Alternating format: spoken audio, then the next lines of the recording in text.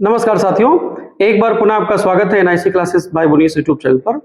जैसा कि सामान्य अध्ययन से संबंधित हम एक प्रश्नों की श्रृंखला लाते हैं आपके लिए, जो आगामी प्रतियोगी परीक्षाओं को ध्यान में रख करके तैयार की जाती है। और उस प्रश्न श्रृंखला में सामान्य अध्ययन में शामिल लगभग सभी विषयों को भी शामिल करने का प्रयास रहता है और सही विकल्प के साथ साथ बचे वाले विकल्पों पर भी हम चर्चा करते हैं ताकि ज्यादा से ज्यादा चीजें आप तक पहुंच सकें। और उसमें करंट अफेयर्स के क्वेश्चन भी हमारी टीम के द्वारा डाले जाते हैं जिनकी प्रासंगिकता बराबर बनी हुई है। तो आप देख भी रहे होंगे आगामी UP TET, UP triple SC, SSC GD, UPPSC और यूपीपी सहित तमाम ऐसी परीक्षाएं हैं जहां पर सामान्य अध्ययन आपसे पूछा जाएगा। तो वहां पर हमारी यह सीरीज जो है वह निर्णायक सिद्ध होने वाली है। तो बिना देरी किए हुए आज की श्रृंखला को हम शुरू करते हैं। रोज की भांति आज भी हमारा जो पहला प्रश्न है वह भारत की राज्य व्यवस्था से ही लिया गया है। प्रश्न आपके सामने है, निम्नलिखित में से कौन सा या से कथन राष्ट्रपति के बारे में सही है? निम्नलिखित में से कौन सा या कौन से कथन राष्ट्रपति के बारे में सही हैं? पहला कथन है राष्ट्रपति, पहला कथन है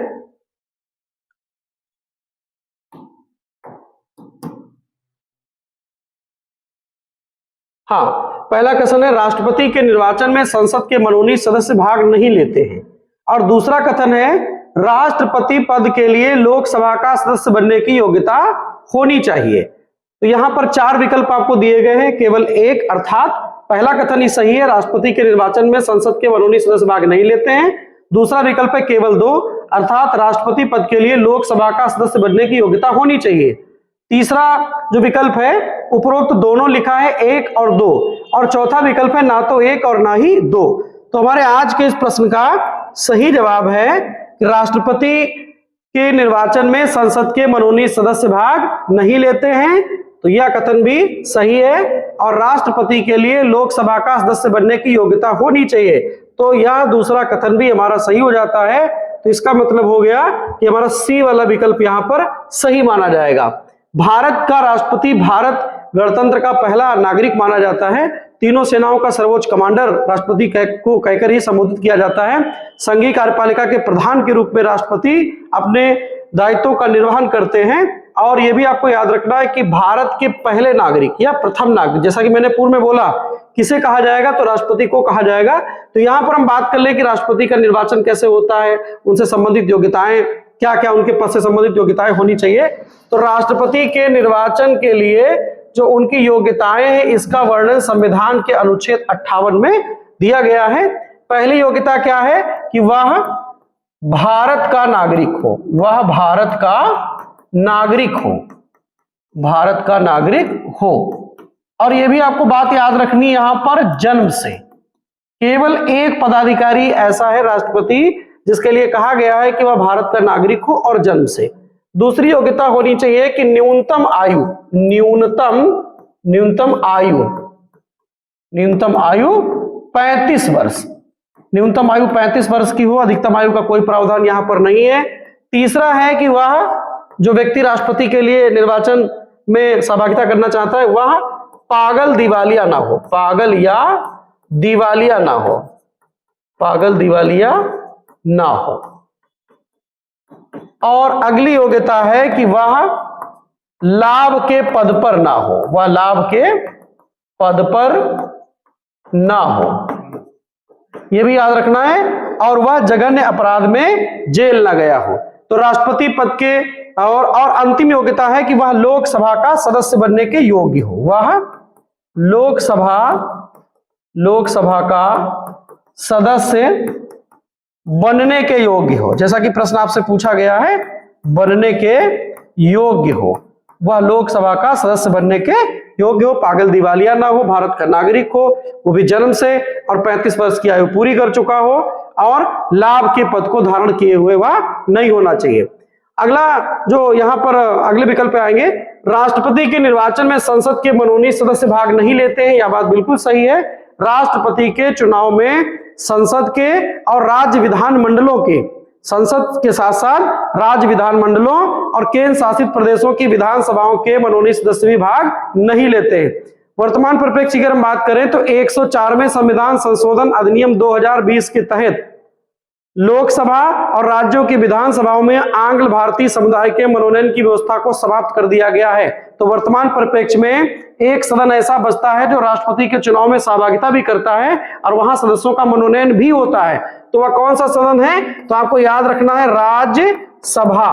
राज्यसभा में वर्तमान समय में संविधान के अनुच्छेद 80(1) के तहत राष्ट्रपति के द्वारा कला, विज्ञान, साहित्य और समाज सेवा में उत्कृष्ट योगदान देने वाले 12 व्यक्तियों को मनोनीत किया जाता है। तो यह मनोनीत व्यक्ति राष्ट्रपति के चुनाव में भाग नहीं ले सकते हैं। याद रखिएगा, राज्यसभा में कुल सदस्यों की संख्या इस समय कितनी है? तो 245 है, और 245 में से अगर हम 12 निकाल देंगे तो कितने बचेंगे? 233। तो यदि आपसे पूछा जाता है कि राज्यसभा के कितने सदस्य राष्ट्रपति के निर्वाचन में भाग लेंगे, तो आपका जवाब है 233। राज्यसभा में कुल सदस्य संख्या कितनी है? 245। राज्यसभा में ऐसे कितने सदस्य हैं जो राष्ट्रपति के चुनाव में शामिल नहीं होंगे? 12 सदस्य हैं जो कि मनोनीत होते हैं, वह राष्ट्रपति के निर्वाचक मंडल में शामिल नहीं माने जाते हैं। बाकी राष्ट्रपति के निर्वाचक मंडल में संसद के दोनों सदनों के सभी निर्वाचित सदस्यों को शामिल किया जाता है, राज्यों के विधान मंडलों के सभी निर्वाचित सदस्यों को शामिल किया जाता है। राज्यों के विधान मंडलों में आपको यह भी याद रखना कि केवल उच्च सदन के सदस्यों को ही शामिल किया जाता है, अर्थात विधानसभा, और केंद्र शासित प्रदेशों की विधानसभाओं के सभी निर्वाचित सदस्यों को राष्ट्रपति के चुनाव में शामिल किया जाता है। यह राष्ट्रपति के निर्वाचन मंडल का वह भाग है। आगे बढ़ते हैं। अगला प्रश्न है, निम्नलिखित बहुउद्देशीय परियोजनाओं में से कौन सी एक चिनाब, ठीक है, कौन सी एक ऐसी परियोजना है जो चिनाब नदी पर है? ठीक है, याद रखिएगा, चिनाब नदी पर है। 4 विकल्प यहां पर दिए गए, दुल्हस्ती, सलाल, उरी और बगलिहार। यहां पर थोड़ी सी त्रुटि है, चिनाब नदी पर नहीं है, ये पूछा गया है, नहीं पूछा गया, यहां पर नहीं है पूछा गया, और नहीं को हमने अंडरलाइन भी कर दिया है। लगभग हमारी हर टेस्ट सीरीज में 1 से 2 प्रश्न नहीं वाले आपसे पूछते हैं, और एग्जाम हाल में नहीं वाले प्रश्नों पर हमें ज्यादा ध्यान देना है, क्योंकि वहां पर गलती की संभावना बढ़ जाती है। जैसा कि हमसे अभी थोड़ी सी त्रुटि हुई थी, तो हमने नहीं को यहाँ पर अंडरलाइन कर दिया है। हम प्रश्न पुनः पढ़ेंगे। निम्नलिखित बहुउद्देशीय परियोजनाओं में से कौन सी एक चिनाब नदी पर स्थित नहीं है? दुल्हस्ती, सलाल, उरी और बगलिहार। तो इस प्रश्न का सही जवाब है उरी परियोजना जो है वह चिनाब नदी पर स्थित नहीं है। उरी परियोजना कहां पर है? तो जम्मू कश्मीर केंद्र शासित प्रदेश के बारामूला जनपद में झेलम नदी पर है। ठीक है, उरी परियोजना कहां है? तो इसकी नदी कौन सी हो जाएगी? झेलम, और जिला हो जाएगा, जिला कौन सा हो जाएगा? बारामूला, बारामूला। और केंद्र शासित प्रदेश कौन सा हो जाएगा? तो जम्मू और कश्मीर। ठीक है, जम्मू और कश्मीर, जम्मू और कश्मीर। तो उत्तर सही हो गया। आपसे पूछा जाएगा उरी परियोजना कहां पर है? तो उरी परियोजना जम्मू कश्मीर में है, जो कि एक केंद्र शासित प्रदेश भी है। जनपद का नाम बारामूला है और नदी का नाम कौन सा है? झेलम।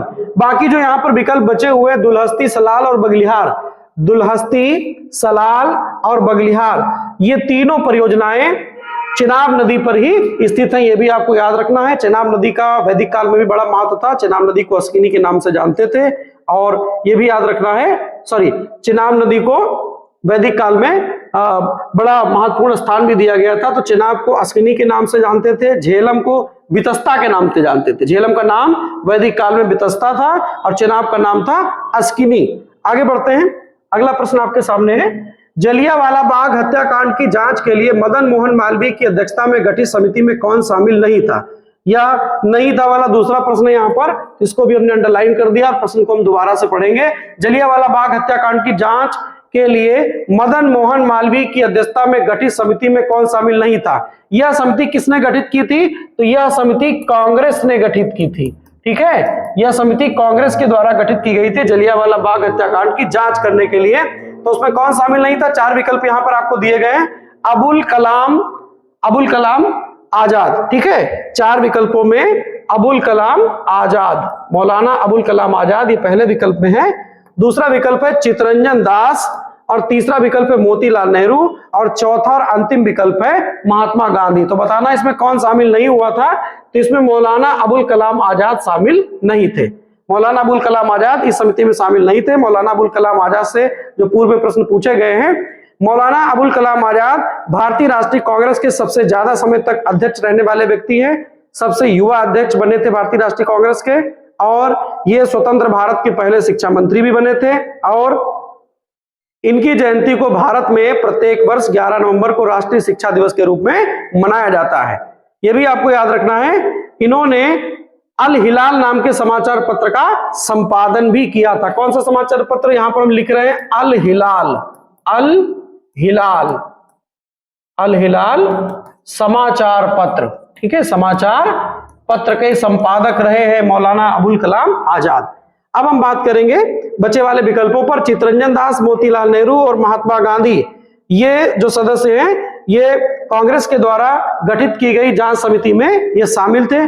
ब्रिटिश सरकार ने वर्ष 1919 में हुए जलियांवाला बाग हत्याकांड की जांच के लिए हंटर कमीशन की नियुक्ति की थी। याद रखिएगा, कौन सा commission? Hunter commission. Hunter commission को किसने नियुक्त किया था?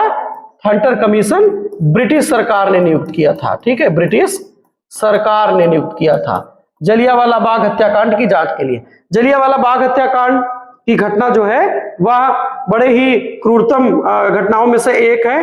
13 अप्रैल बैसाखी के दिन वर्ष 1919 में 13 अप्रैल की तिथि को बैसाखी के दिन अमृतसर के जलियांवाला बाग नामक हत्याकांड पर पुलिस के द्वारा नियति भीड़ पर गोलियां चलाई गई, और यह जो भीड़ इकट्ठी हुई थी यह निरायुध थी, बिना हथियारों के लोग बैठे थे वहां पर, क्योंकि रॉलेट एक्ट के विरोध में। आपको याद रखना, वर्ष 1919 में एक कानून आया था जिसका नाम था रॉलेट एक्ट, जिसे कहा गया था बिना वकील, बिना अपील और बिना दलील का कानून। ठीक है, रॉलेट एक्ट, यह भी याद रखना है। रॉलेट एक्ट ये कब आया था? तो 1919 में आया था। इसे कहा गया था बिना वकील, बिना वकील, बिना अपील। ठीक है, बिना अपील, और इसे कहा गया था बिना दलील, बिना दलील का कानून। इसमें यह था कि सारे भारतीयों के अधिकार सीमित कर दिए गए थे ब्रिटिश सरकार के द्वारा, और बहुत सारे प्रतिबंध भी लगा दिए गए थे। तो इस एक्ट के विरोध में पंजाब क्षेत्र के लोकप्रिय समाजसेवी 2 व्यक्तियों को पुलिस ने अरेस्ट कर लिया था, डॉक्टर सत्यपाल और सैफुद्दीन किचलू। उनकी गिरफ्तारी के विरुद्ध में जलियांवाला बाग नामक स्थान पर 13 अप्रैल, याद रखना डेट आपको कौन सी है? 13 अप्रैल, 13 अप्रैल 1919 को वहां पर नियति भीड़ पर गोलियां चलवाई गई और बहुत सारे लोगों की शहादत वहां पर हुई। तो इसकी जांच के लिए एक हंटर कमीशन ब्रिटिश सरकार ने औपचारिकता मात्र पूरी करने के लिए इसे नियुक्त किया, और भारतीय राष्ट्रीय कांग्रेस ने एक अपनी जांच समिति बनाई। उस जांच समिति की अध्यक्षता किसके द्वारा की गई? तो याद रखना, मदन मोहन मालवीय के द्वारा उस समिति की अध्यक्षता की गई थी। अब उस समिति में सदस्य कौन थे? तो सदस्यों में कौन थे? मोतीलाल नेहरू जी थे, चित्तरंजन दास थे, और महात्मा गांधी थे, और स्वयं में कौन था? मदन मोहन मालवीय जी थे, और अब्बास तैयब जी थे। यह भी याद रखिएगा, कौन था? अब्बास तैयब जी। अब्बास तैयब जी भी थे, महात्मा गांधी भी उस समिति में शामिल थे, मोतीलाल नेहरू भी शामिल थे, चित्तरंजन दास भी शामिल थे, और अध्यक्ष कौन थे? तो आपको याद रखना है मदन मोहन मालवीय। आपसे इस समिति के सदस्यों की संख्या भी पूछी जा सकती है। इस समिति की अध्यक्षता किसने की थी यह भी पूछा जा सकता है, जैसा कि प्रश्न में यहां पर दिया हुआ है, मदन मोहन मालवीय के द्वारा इस समिति की अध्यक्षता की गई थी। अगला प्रश्न आपके सामने है, कृषि और किसान कल्याण मंत्रालय के द्वारा भारत के किस केंद्र शासित प्रदेश को जैविक खेती क्षेत्र घोषित किया गया है? 4 विकल्प यहां पर है, लक्षद्वीप, जम्मू कश्मीर, अंडमान निकोबार द्वीप समूह और चंडीगढ़। तो इस प्रश्न का सही जवाब है कि भारत के कृषि और किसान कल्याण मंत्रालय के द्वारा लक्षद्वीप को पूर्णतः जैविक कृषि क्षेत्र घोषित किया गया। ऐसा यह पहला केंद्र शासित प्रदेश है। अगर केंद्र शासित प्रदेश बताएंगे तो इसको हम कहेंगे यह 2020 ईस्वी में कृषि और किसान कल्याण मंत्रालय भारत सरकार के द्वारा लक्षद्वीप को पूर्णतः जैविक कृषि क्षेत्र घोषित किया गया, जो कि जैविक कृषि क्षेत्र घोषित होने वाला भारत का पहला केंद्र शासित प्रदेश है। लक्षद्वीप की अगर हम बात करें तो अरब सागर में स्थित द्वीपों का समूह है और वर्तमान समय में भारत का सबसे छोटा केंद्र शासित प्रदेश है क्षेत्रफल के आधार पर। इसका क्षेत्रफल मात्र 32 स्क्वायर किलोमीटर का है और इसकी राजधानी कवारत्ती है और यहाँ पर अधिकांशतः मलयालम भाषा बोली जाती है और इसका न्याय क्षेत्र भी परीक्षाओं में पूर्व में पूछा जा चुका है। तो आप बताएंगे केरला उच्च न्यायालय। आपसे पूछा जाएगा कि वो लक्षद्वीप किस न्यायालय के अधीन आता है, किस हाईकोर्ट के अधीन आता है, तो आपको बताना है केरला। भाषा कौन सी वहां ज्यादा बोली जाती है? मलयालम। राजधानी क्या है उसकी? कवरत्ती। क्षेत्रफल कितना है? 32 स्क्वायर किलोमीटर का है, जो वर्तमान समय में भारत का सबसे छोटा केंद्र शासित प्रदेश भी है।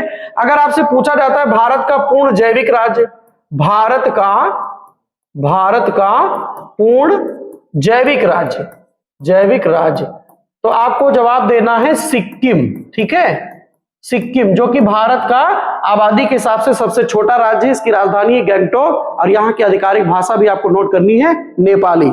यहाँ पर आधिकारिक भाषा नेपाली है। और भारत का पूर्णतः जैविक राज्य अगर पूछा जाएगा तो आपका जवाब होगा सिक्किम, और अगर केंद्र शासित प्रदेश पूछा जाएगा तो आपका जवाब होगा लक्षद्वीप। पूर्ण जैविक का तात्पर्य यह है कि यहाँ पर रासायनिक खादों को बेचना, बनाना और उनका प्रयोग करना पूर्णतः प्रतिबंधित किया जा चुका है, जो कि पर्यावरण की दृष्टि से एक बहुत ही सराहनीय कार्य है। आगे बढ़ते हैं। अगला प्रश्न आपके सामने है, द्वितीय विश्व युद्ध में भारतीय सहयोग को सुरक्षित करने के लिए क्रिप्स मिशन भारत कब आया था? वर्ष 1928 में, 1946 में, 1942 में या 1919 में? तो सर स्टैफोर्ड क्रिप्स की अध्यक्षता में एक शिष्टमंडल भारत आता है वर्ष 1942 में।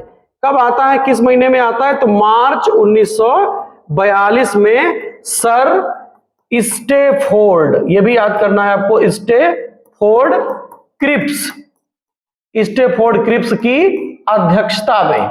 ठीक है, स्टैफोर्ड क्रिप्स की अध्यक्षता में एक शिष्टमंडल भारत आता है, और यह शिष्टमंडल भारत में क्या करता है? अपने लिए संभावनाएं तलाशने आता है। क्या क्या कहता है इस शिष्टमंडल के द्वारा, क्या क्या कहा गया? तो इस शिष्टमंडल के द्वारा कहा गया था कि भारत को द्वितीय विश्व युद्ध में सहयोग देने के बदले में आजादी दे दी जाएगी और एक अधिराज्य का दर्जा दिया जाएगा, जिसको हम कहेंगे डोमिनियन स्टेट। डोमिनियन स्टेट के दर्जे की बात कही गई, और यह भी कहा गया कि युद्धोपरांत अर्थात द्वितीय विश्व युद्ध के बाद यहाँ के लोग अपने संविधान सभा का गठन करके संविधान निर्माण की प्रक्रिया को शुरू कर सकते हैं। यह भी याद रखना है। और स्टैफोर्ड क्रिप्स इसके अध्यक्ष थे। डोमिनियन स्टेट की बात यहां पर कही गई थी। अब हम बचे वाले विकल्पों पर भी चर्चा करने का प्रयास करेंगे। 1928 में पहली बात तो नेहरू रिपोर्ट आपको लिख लेनी है। नेहरू रिपोर्ट कब आई थी? 1928 में आई थी। और भारत में अगर पूछ लिया जाए साइमन कमीशन, जैसा कि मैं पूर्व के वीडियो में आपको बता भी चुका हूं, साइमन कमीशन बना था 8 नवंबर 1927 को, और भारत आया था 3 फरवरी 1928 को। यह भी याद रखना, इसको श्वेत आयोग भी कहा गया था। 7 सदस्य इसमें थे, कोई भारतीय सदस्य शामिल नहीं किया गया था। अब बात करते हैं 1946 की। तो 1946 में संविधान सभा का गठन किया गया। संविधान सभा की पहली बैठक 9 दिसंबर 1946 को प्रारंभ हुई, और कैबिनेट मिशन, ठीक है, याद रखिएगा, कैबिनेट मिशन। तो कैबिनेट मिशन कब आता है भारत में? 1946 में आता है, जैसा कि विकल्प में यहां पर 1946 दिया हुआ है। और 1919 की अगर हम बात करेंगे तो 1919 में क्या आया था? जैसा कि मैंने अभी पूर्व में बताया, रॉलेट एक्ट आया था। रॉलेट एक्ट, ये भी आपको नोट करना है। और 1919 में आया था मॉन्टेग्यू चेम्सफोर्ड सुधार अधिनियम। मॉन्टेग्यू, याद रखिएगा, मॉन्टेग्यू चेम्सफोर्ड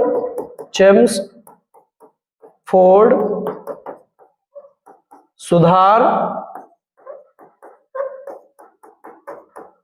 अधिनियम। मॉन्टेग्यू चेम्सफोर्ड सुधार अधिनियम भी आया था। एक बार पुनः 1928 में नेहरू रिपोर्ट भी आई थी। 1928 में भारत में साइमन कमीशन भी आया था। 1946 में कैबिनेट मिशन योजना भारत में आती है, जो कि भारत में संविधान की निर्माण की संभावनाओं को तलाशने के लिए आती है। और इसी योजना की सिफारिशों को आधार मान करके भारत में संविधान सभा का गठन किया गया, जिसमें 389 सदस्य थे और कुल महिला सदस्यों की संख्या 15 थी, जिनमें से 5 सदस्य आपके उत्तर प्रदेश या संयुक्त प्रांत से थी। ये भी आपको नोट करना है। और 1942 में क्रिप्स मिशन भी भारत आता है, और 1919 में रॉलेट एक्ट भी आता है। मॉन्टेग्यू चेम्सफोर्ड सुधार भी 1919 से ही संबंधित है। अगला प्रश्न आपके सामने, भारत रत्न प्राप्त करने वाले पहले भारतीय खिलाड़ी कौन है? कपिल देव, मेजर ध्यानचंद, सचिन तेंदुलकर और नीरज चोपड़ा।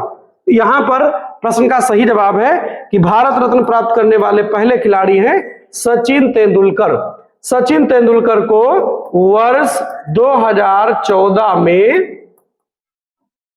प्रोफेसर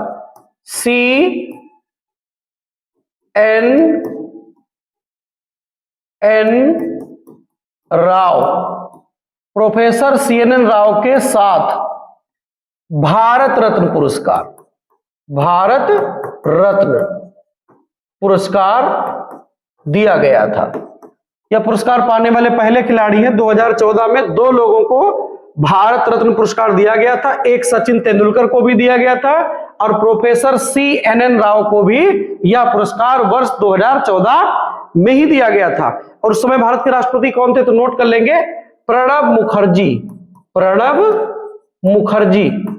मुखर्जी भारत के उस समय राष्ट्रपति थे। उनके कार्यकाल में सचिन तेंदुलकर ऐसे पहले खिलाड़ी हैं और सबसे युवा भारत रत्न प्राप्तकर्ता भी रहे हैं जिनको यह पुरस्कार दिया गया। भारत रत्न भारत का सर्वोच्च नागरिक सम्मान है और अब तक कुल 53 लोगों को दिया जा चुका है प्रारंभ से लेकर के अब तक। तो सचिन तेंदुलकर और प्रोफेसर CNN राव 2 लोगों को वर्ष 2014 में भारत का सर्वोच्च नागरिक पुरस्कार भारत रत्न प्रदान किया गया। ये भी आपको नोट करना है। कपिल देव के बारे में जान लेते हैं। कपिल देव क्रिकेट के बहुत दिग्गज खिलाड़ी थे।